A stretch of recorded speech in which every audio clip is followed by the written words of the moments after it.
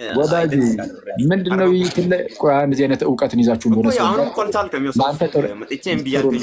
አረ ሰው እየሳቀብህ ነው ከታች ማይ ብራዘር ተረጋጋ አንዴ እስቲ እየተጠየቅህ ለፍ እንጂ ወይ በመጽሐፋቸው እየሳቁ ነው ወይ ደግሞ በአንተ እየሳቁ ነው በሁለት አንዳቸው እየሳቁ ማይ ብራዘር አንዴ አሁን እዚህ ላይ አማልክትና ጌቶች የተባሉት መጽሐፍ ቅዱስ ላይ ጌታ እየተባለ የተጠራው ሁሉ ነው እያልከኝ አይደለ ብርም ተጠርቷል አንተም ተጠርታል እኔም ተጠርቻለሁ ጌታ ተባለ መጽሐፍ ቅዱስ በነገራችን ላይ ጣጣ የለበትም ጌታ ብሎ ከመጥራት ነው ሁሉንም ነገር አንዴ እኔ አሁን ያልጠየቅኩህ ነው እየመለስክልኝ ያለው መጽሐፍ ቅዱስ ማንን ጌታ ብሎ ተጠርቷል ካሁን በኋላ በእንደዚህ አይነት ቅዱስ መቀጠለው ኧረ እባክህን እስቲ ተረጋጋ እሺ ሰው አሁን እዚህ ጋር ጌታ እና አማልክት ተብሎ የተጠሩት መጽሐፍ ቅዱስ ላይ ጌታ አማልክት እየተባሉ የተጠሩት እነሱ ጠቅላላ ናቸው እያልከኝ ነው አይደለም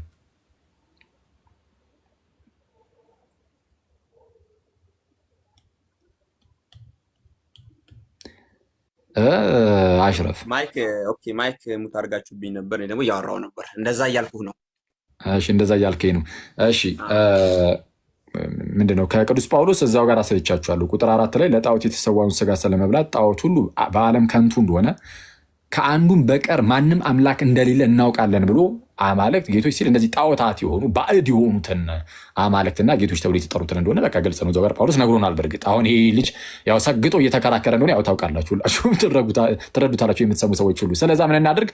አሁን አንተ እንደፈታው የፈታ መተርጉም አሳየኝ። መጽሐፍ ቅዱስ እንግዲህ የመንደር መጽሐፍ አይደለም። አሁን አንተ እንደፈታው የፈታ መተርጉም አሳየኝ። እንዴ ከመጽሐፍ አልፈልግም ከአባት አረሸም ነው ወላሂ አፍጥ ነው ማይ ብራዘር ይሄ ካንተ አይጠበቅም። ይሄ ማይ ብራዘር አፍጥ ነው ይሄንን ጥቅስ እንዳንተ የተረጎመ አባት አፍጥ ነው አባት መጀመሪያ የአባት ስም ጥቀስልኝ። ኦኬ መጀመሪያ አባት ስም ልጥቀስልህ። መጽሐፍ ቅዱስን አትቀበለው ማለት ጥቅስ ብጠቅስልህ ኧረ እባክህ ማይ ብራዘር መጽሐፉን አልቀበልም አባት እያለ ነው። ኧረ እባክህ መጽሐፉን ማዛው ጳውሎስ እኮ መጽሐፉን ነው በመጽሐፍ ጳውሎስ እኮ መጽሐፉን ነው በመጽሐፍ ስማኛ እሱንማ ይኸውልህ በጣም ሰማው ተረጋጋ ማይ ብራዘር ቁጥር 4 ላይ በል ቁጥር 4 ላይ ጳውሎስ እንዳንተ አይነቱን ዘብጡ 40 ክንድ ከራቀ በኋላ ነው እያስተማረ ያለው እዛው ጋር መጽሐፉንማ እዛው ላይ እዛው የትም ሳትሄድ እዛው ጋር እኮ አሳይቻለሁ። አሁን አንተ ያስቀ ስማ አትንጫጫ በቅዱስ ሚካኤል ወይ ኖርማሊ በቃ እስልምና ላይ የሚሰሩ ወንድሞችን አስገቡ። አንዴ ሰዎች እነሱን አስገቧቸው። አኬ ትንሽ ከብዶታል ወላሂ እየቻለ አይደለም። በጌታ ስም አሁን የተጠየቀውን ፈጠን ብለህ ነው እንዳንተ የተረጎመ አባት አፍጥ ነው ጥቀስ። መጽሐፍ ቅዱስ አትቀበልም ወይ? ለምን አባት ትላለህ? አትቀበልም መጽሐፍ ነው አባት አትቀበልም ወይ? መጽሐፍ አይ ወዳጅ ስለዛ የለህም ነው ማስረጃ ይኸውልህ አለ የለ በደንብ አለ እሺ ከአባቶች በደንብ ነው ያለኝ ብሏል። ሰምታችኋል። በባዶ እንደሚፎክሩ ላሳያችሁ ነው። በባዶ እንደሚፎክሩ ላሳያችሁ ነው። ቀጥል እስቲ። ከአባቶች በደንብ ካሉ ውስጥ አንዱን ጥራ። አስጨርሰኛ ቀስ በል። አንዱን ጥራ። ኩስ ተረጋግታል ለኪ ሲሉ ሰምተሻል እንጂ ተረጋጋ። በጣም ያሳዝናል። እንዲሆነ አይቼ ካላቅም ብዬ ነው። አይ ቅዱስ ሚካኤል አሁን አፍጥነት ትነግረናለህ ወይስ ተረጋግቻለሁ ብለኝ ልቀጥል? ተረጋግታል። ኦኬ አስወርዱኝ ብለህ እየለመንከን ነው። ተንበርክከህ እየተማጸንከን ነው። አናስወርደን ፈጠን ብለህ ታመጣው ተዋርደን የምትወጣው አሳየን። ማስረጃ ካሜራ ልክፈትልህ። ክፈት። በነገራችን ላይ ከስር እየሳቁብህ ነው። አይተኸዋል። አፍጠነው ክፈት። አሁን ቅድም ስላልኩት የህፃን ልጅ ነገር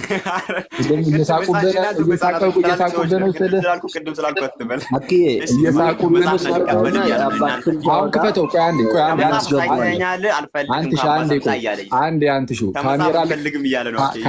ካሜራ ልክፈት ብለሃል። ክፈትና አሳየን። ያባት ተረጋጋ ስትለኝ መረጋጋቴን ላሳይ ካሜራ ልክፈት እያልኩ ነው። ክፈት፣ ችግር የለም። ክፈት ፊቴን ታየኛለህ። ክፈት ደስ እንዳለ ክፈት። እሰየው። መች እንከራከራለን እኛ። ደስ እንዳለ ሩሜን ገብቻለሁ። ካሜራ ላይ ከፍትልሃለሁ። ልክፈትልህ። እንደው መብትህ ነው። ክፈት። የታባቱ ስና ብቻ አንተ ማስረጃው ነው። በደንብ አድርገን እየተረጋጋ አይደለም ካሜራ ታወራለህ። ምን እንድች ብለህ እንዳታስብ እስኪ። እንደው ክፈትና ብቻ ማስረጃውን ይዘና ክፈት። አብሽር። ቆይ አንተ ከተረጋጋ ከኔ በደንብ ከፍቼ ነው ማሳየክ ፊቴን። እሺ ከምሬ ነው። ኧረ አፍጥ ነው ማይ ብራዘር ፊትህን እየከፈትከው በዛው አባትም እየጠቀስክ ክፈተው። ለማንኛውም ከመጽሐፍ አትቀበልም። ኧረ በጌታ በኢየሱስ አኪዮስ ከመጽሐፍ አትቀበልም። ኧረ እባክህ ማይ ብራዘር ወደ መጽሐፍ እንዳልከው እኮ ጥቅስ አምጣ ተብለህ ካሜራ አትዝጉብኝ። ፊትህን አሳየን። እያየኝ ነው አይደል? ፊትህን አሳየን እንጂ ፊትህን አሳየን እንጂ እኮ ሩም ውስጥ ነው ያለሁት አልኩህ እኮ ሩም ውስጥ ነው ያለሁት። ፊት ነው እንዴ? አይ እግር ነው። አሁን ተረጋጋ። አንተ ተፋው መጀመሪያ አፉ ውስጥ ያለውን ተፋው። በጣም እየተረጋጋው ነው። ተረጋግቼ ቁጭ ብዬ እያወራሁ ነው። አፉ ውስጥ ያለውን ተፋው። ይሄ እሱ ነው እኮ አሁን እያቀረበ በጣም ተረጋግቼ እያወራሁ ስለሆነ እያሳየሁት ነው።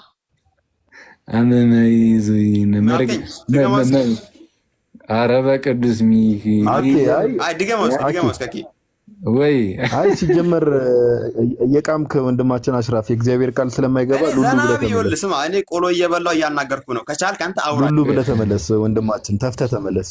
የእግዚአብሔር ቃል አይገባም። ተግሞጥሙጠህ ተመለስ። እንዲህ በቅዱስ ኮሜዲያን ማሜን የመሰለኝ እናት ያሳያለሁ ብሎ እግሩን ያሳየኛል። እሺ ለማንኛውም እግር ነው አለ። ሲያየው አላመነም። እሱማ ኤኒዌይስ እኔ በጣም ነው የሚያስገርምኝ እንደዚህ አይነት ሰዎች ክርስቶስን እኔ ሰገጠ ብሎ መጽሐፍ ቅዱሱን የሚክድ አይነት ሰው። በቃ እንደዚህ አይነት ሰው ስታገኙ ያና ጭቅጭቅ አያስፈልግም። ቀጥታ በቃ ዝም ብለህ ከአባቶች አሳየን፣ አለቀ። ከአባቶች ማስረጃ አለ፣ በቃ አሳየን። የለም ከሌለ እያወራው መሀል ትገባለህ። እግዚኦ ምን አይነት ስርዓት እንደሚያስተምራቸው። እሺ ችግር የለም። ይመስገን አምላክ። ሰላም ለአንተ ይሁን። እንዴት አለ? ትንሽ ግን ከአንተ አልጠበቅም እንደዚህ በሽሽቅ ሌሎች ጎረምሶች ቢበሻሸቁ አባት አሳያለሁ ብለን የገባው እንዳታስ ብሎ ነው የገባው አለው። በቃ ከፍ አድርጉት። እኔ አባት አሳያለሁ ብለን የገባው ከፍ አድርጉት። አስረስን አሁን አባት አሳያለሁ ብሎ ሙስሊሞች እየገቡ ነው። እሺ አሳይ፣ አስረስ፣ ከፍ አድርጉት። አስረስ ወንድማችን ትልቁ ዳሩ አትደራበሩ። እሺ አስረስ፣ አሳየን ከአባት። እስቲ የምን አባት ነው ማሳየን? እስቲ ጥቅሱ በምን ላይ ነበር? አሳያለሁ ብለህ የገባህበት አሳያለሁ ብለህ አንድ የጻፍከው አሁን ቆሮንቶስ ላይ ስለ አንደኛ ቆሮንቶስ ላይ ነው እያወራችሁ ያላችሁት? አንደኛ ቆሮንቶስ ምዕራፍ 8 ቁጥር 4 ላይ ያለውን ክፍል ለጣዖት የተሰዋውን ስጋ ስለመብላት ጣዖት ሁሉ በዓለም ከንቱ እንደሆነ ከአንዱም በቀር ማንም አምላክ እንደሌለ እናውቃለን ያለውን የሊዮኖ ኢራኒየስ በ202 ዓመተ ኤዲ የነበረ በሰማይ ወይም በምድር አማልክት የተባሉ ቢኖሩ ለእኛ ነገር ሁሉ በእርሱ በኩል ይሆን እኛም ለእርሱ ይሆንን አንድ አምላክ አብ አለን ብሎ ፈቶታል። ማለት አሁን ባይብል ካቴና እኛም እያለን ያለ ነው። እንደዛ ነው። አሁን ዝም ብለህ ከካቴና ላይ ዝም ብለህ አንድ አምላክ አብ አለ ብለህ ታምናለህ? አንዴ አብ አለ ብለህ ታምናለህ? እንዴ ቀልድ ነው እንዲያስከው ቅዱስ ጳውሎስ እኮ ነው እንደዛ ነው። አሁን ጥያቄው አስረስ አንዴ እባክህ አንድ አምላክ ያለን እኮ ጳውሎስ ነው። ታዲያ አንድ አምላክ አብ አለ ብለህ ጥያቄ አንተ አንድ አምላክ አብ አለ ብለህ አንተ መሀል አትግባ። ተረጋጋ። ከኔ ጋር ቃል በቃል ነው የምታወራው። ተረጋጋ። በሚገባ ነው ማምነው ደግሞ እሰልሰዋለሁ። አንዴ ይሄ ሰውዬ ምንድን ነው? አንድ አምላክ አብ ኧረ እባክህን አንዴ አንተ እንዴት ነው የሚያወሩት? እንዲህ እስልምና ላይ የሚሰሩ ክርስቲያኖች እንዴት ነው የሚያወሩት? እንከብዳለን እኮ አኬዬ እንደ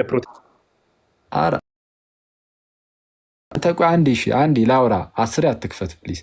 ሆን ብለው እንደዚህ ይጨቃጨቁና ከዛ በኋላ ሰዎች እንዲያስወርዳቸው ነው ጥረት የሚያደርጉት ብዙ ሰዎች። እሱን ነው አሁን ማስተውሉ። ለማንኛውም አንድ አምላክ አብ አለን የሚለውን እሱን ታምናለህ ወይ ላልከኝ፣ ይኸው ቀጥታ አዎ በሚገባ። እንዴ አንድ አምላክ አብ አለን፣ አንድ ጌታ ኢየሱስ ክርስቶስ አለን እያለህ ጳውሎስ፣ ታዲያ ይህንን ካላመንክ ታዲያ ምን ልናምን ነው? ታዲያ ይህንን ካላመንኩኝ። አሁን የተነሳው ጥያቄ ግን አንተ ሲጀመር አልሰማኸውም መሰለኝ፣ ወይም ደግሞ እንግዲህ ሆን ብለህ ጥያቄውን ለማስረሳት እየሞከርክ ነው። የተጠየቀው ምንድን ነው? ብዙ ጌቶች አሉ፣ ብዙ አማልክት አሉ የሚል ቃል አለ እና ክርስቶስ አንድ ጌታ አለ ተብሎ ሲነገረት መጽሐፍ ቅዱስ ላይ ጌታ ተብሎ ከተጠሩት ነው የሚል ነገርን እያስቀመጠ ስለሆነ ወዳጃችን አብን ደግሞ አንድ አምላክ አብ አለን ሲል ከኢየሱስ ውጪ ማለት ነው እያለ ስለሆነ ለዚህ አባታዊ ማስረጃ አለ ወይስ የለም? ኦኬ እዛው በጣም ጥሩ። እዚሁ ጋር መልስ እሰጣለሁ። እሺ በቃ አለ አባት ቃል በቃል ከሆነ እኔም ቃል በቃል ነው የማፋጠጥ። አባት ኧረ አንተ ለማፋጠጥ ያብቃ። እስኪ የተጠየቀውን መልስ። አባታዊ ማስረጃ አለ የለህም? ቃል በቃል ጥቅሱ ላይ ነው መጽሐፍ ቅዱሱ ላይ አሳይሃለሁ።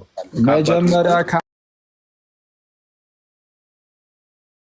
መጽሐፉ ላይ ነው ማሳየ እያልኩ ነው። መጽሐፉ ላይ ላሳየ እያልኩ ከአባት ለምን ማስረጃ አለኝ አልክ? ታዲያ ማስረጃ ከሌለ አባት ሰጠው እኮ ኢራኒየስ በእውነት የሊዮኖ ኢራኒየስ ላታውቅ ትችላለህ። አንዴ ቆይ። አሁን ያው ቅዱስ ኢራኒስ አሁን ምን ብሎ እንዳነበበ ምን ብሎ እንደተናገረ ለማንበብ እስቲ ምን የሚባል መጽሐፉ ላይ የትኛው ክፍል ላይ ተናገረ? እስቲ ንገረን፣ እንላውጣለና ላንብብልን። ባይብል ካቴና ላይ ባይብል ካቴና ሳይሆን ቀጥታ ከመጽሐፉ ላይ እንዳነብልን እስቲ የትኛው እኔ ባይብል ካቴና ላይ ላውጣና ላንብብልን። እኔ የጠየቅኩህን አትሰማም እንዴ? ማይ ብራዘር ጭቅጭቅ ነው የፈለከው የትኛው መጽሐፉ ላይ እንደ ሕፃን ልጅ ብሽሽቅ ነው የፈለከው? እዛው ልክህን ወቅና ተበሻሽቅ። ቻው። ቅዱስ ኢራኒስ የትኛው መጽሐፍ ላይ ተብለህ ስትጠየቅ እንዲህ ነው የምትጮህ? አረ ብራዘር እኔ እንደዛ አይደለም። የትኛው መጽሐፉ ላይ? ባይብል ካቴና ጠቀስኩልህ። ምንጩን ነው የፈለከው። ከፈለክ መጽሐፉ ላይ ተረጋግ። ኦኬ ባይብል ካቴና አትቀበለውም? ባይብል ካቴና የትኛው መጽሐፉ ላይ ቅዱስ ትቀበለዋለህ ወይስ አትቀበለውም? ብራዘር ችግር የለውም። ሶርሱ አይደለ ፈለከው? ሶርሱ ባይብል ካቴና ላይ ተቀምጧል። አንደኛ ቆሮንቶስ ምዕራፍ 8:4 ላይ ያብራራው።